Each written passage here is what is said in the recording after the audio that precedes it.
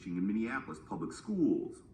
Heinemann says Rawitch had come up with a board game to teach his students about the realities of pioneer life on the Oregon Trail, when Heinemann realized that would be the perfect application for a computer program. And he said, "Wow, that sounds really cool, Bill, but I need this next Friday." And I said, "Not this Friday, next Friday?" And he said, "Yeah." And I said, "I think I can do it. I think we can do it, can't we, Paul?" So Bill, who'd taken a computer programming class the year before, started writing down code. And Paul entered it in their school computer, which at the time was basically a teletype machine with no screen or graphics, connected to a mainframe by a telephone modem that would print a question on a roll of paper, and the player would type in an answer.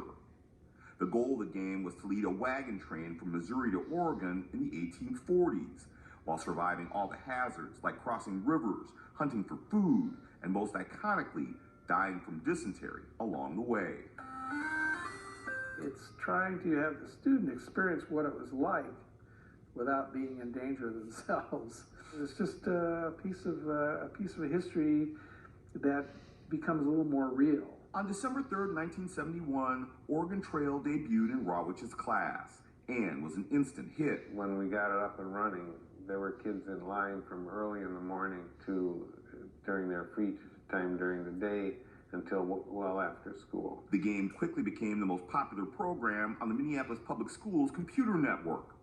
And after Rawitch got a job at the Minnesota Educational Computing Consortium, or MEC, which was created by the state to get a computer in every classroom, he gave the code to the company with Heinemann and Dillenberger's blessing, where the program became just as popular with students across Minnesota. Well, you're kind of proud, you know, you're kind of happy that you created something that people really like to do.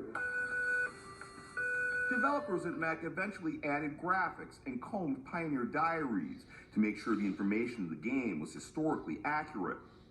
And with the rise of personal computers like the Apple II, Oregon Trail wound its way to classrooms across the country with similar results. The kids just get on in the morning and play the game and then they'd ask, "Do you want to play again?" And the next kid would sit down and say yes. And so it would be just active all day long. But while the game would go on to sell tens of millions of copies worldwide and become the most successful educational game of all time, its original creators never saw a dime. My son is a very successful businessman. He said, "Dad, if I would have been around when you did this, we could have made millions." It just wasn't to be. And the three of us are really okay with that.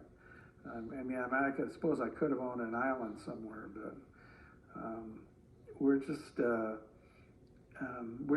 we're happy to have contributed to something. For the 25th anniversary of the game, MEC officially acknowledged Heinemann, Dillenberger, and Rawitch for their creation. Deadheads are fans of the Grateful Dead, and Trailheads are fans of Oregon Trail. These days, Oregon Trail is everywhere, from card games to iPhones.